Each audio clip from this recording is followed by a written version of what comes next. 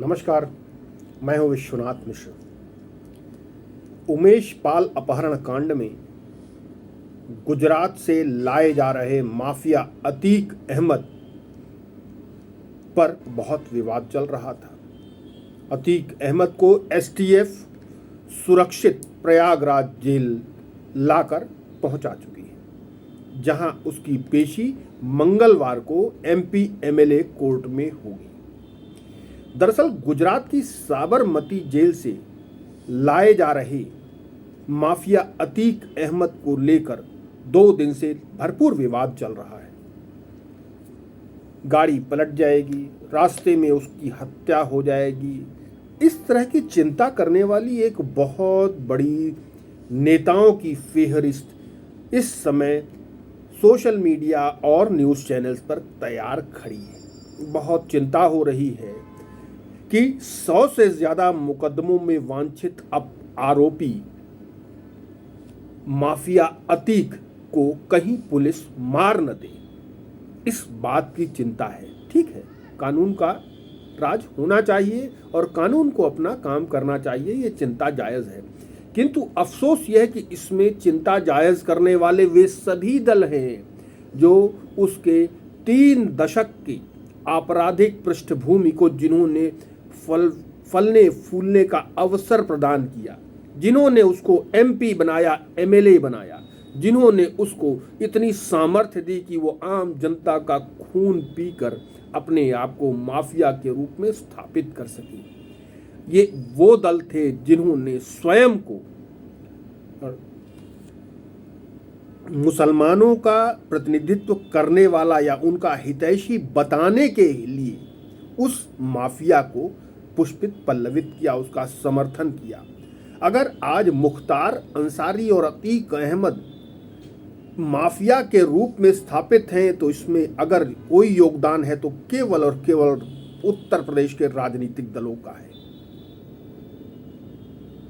मुस्लिम तुष्टीकरण में अंधे हो गए ये राजनीतिक दल, कभी अपने राजनीतिक हित और आपराधिक कृत्य में अंतर नहीं कर पाए।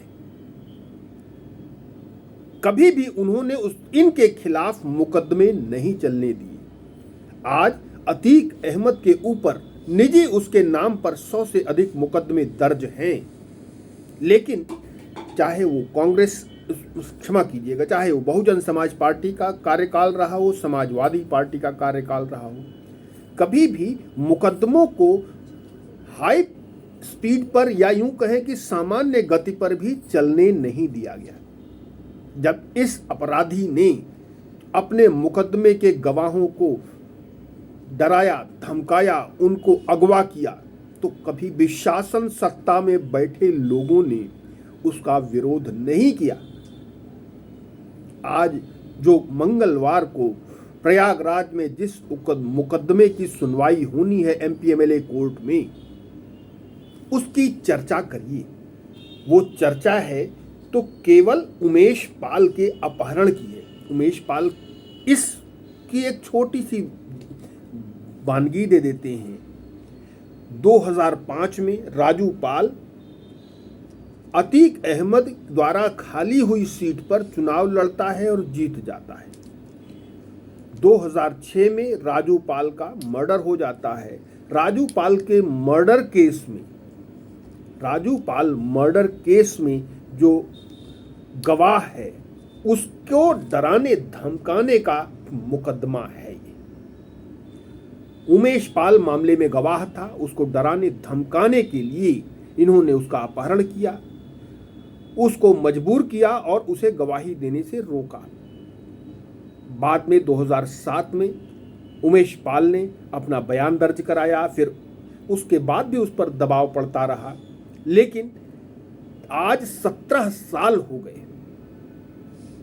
17 साल बाद जब शासन सत्ता बदली तब जाकर उस मुकदमे की सुनवाई पूरी होने की स्थिति आई, और वो भी तब जो उस मामले का गवाह जो था उसको गवाही देने के अगले ही दिन माफिया अतीक के गुर्गों ने मौत के घाट उतार दिया। मामला उसके बाद थोड़ा सा तेजी पकड़ा, इसलिए राजनीतिक आकाओं को चिंता होने लगी अपने वोट बैंक की। 2024 का चुनाव है, मुसलमान 20-22% का बड़ा वोट बैंक है। कैसे बिना वोट बैंक के हम 2024 का लोकसभा चुनाव लड़ेंगे, इस बात की चिंता है राजनीतिक दलों को। इनमें आप देखिए, ज्यादातर राजनीतिक दल, विशेष रूप से वो जो मुस्लिम तुष्टीकरण पर अपनी राजनीति केंद्रित रखते हैं, उन्हें इस बात की बहुत चिंता है कि आज माफिया सरगना अतीक अहमद को मारा जा सकता है, माफिया को परेशान किया जा सकता है, योगी सरकार उनकी गाड़ी पलट सकती है। इस तरह की बहुत चिंताएं हो रही। इन्होंने 30 वर्षों में कभी ये चिंता नहीं की कि आम जनता के साथ उसने कितना अन्याय किया।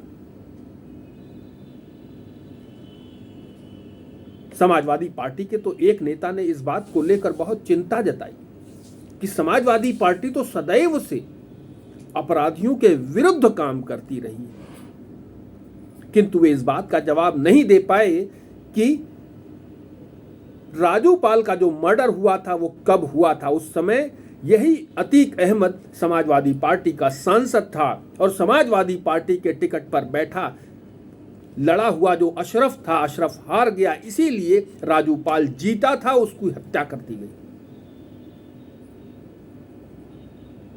राजनीति बहुत निर्मम होती है, लेकिन कम से कम लोकहित से ज्यादा नहीं होनी चाहिए। वोट चाहिए तो राजनीतिज्ञों को कम से कम अपने अब पैरामीटर्स बदलने चाहिए।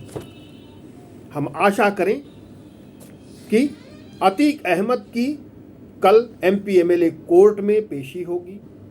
उसमें जो मुख्य धारा है वो 364A यानी किडनैपिंग फॉर रैंसम है, जिसमें अधिकतम सजा कैपिटल पनिशमेंट हो सकती है। कैपिटल पनिशमेंट का भी प्रावधान है और अगर एमपी एमएलए कोर्ट उसको कितनी सजा देता है ये जरूर देखने की बात है। ये पहला मुकदमा है जो अपनी आखिरी दौर में पहुंचा है। क्या 30 वर्षों में शासन सत्ता में बैठे लोगों ने एक भी मुकदमे की पैरवी ऐसे की कि वो अंतिम परिस्थिति तक, अंतिम परिणति तक पहुंच सके? नहीं की। क्यों? क्योंकि मुस्लिम तुष्टीकरण उनको रोकता है।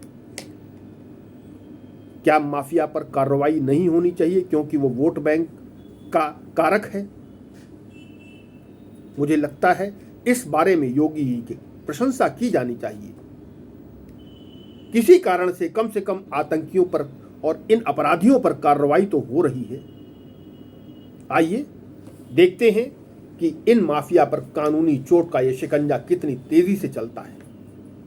इसमें कुछ हो न हो, कम से कम आम जनता को राहत जरूर मिलेगी। आज के लिए इतना ही, दीजिए इजाजत।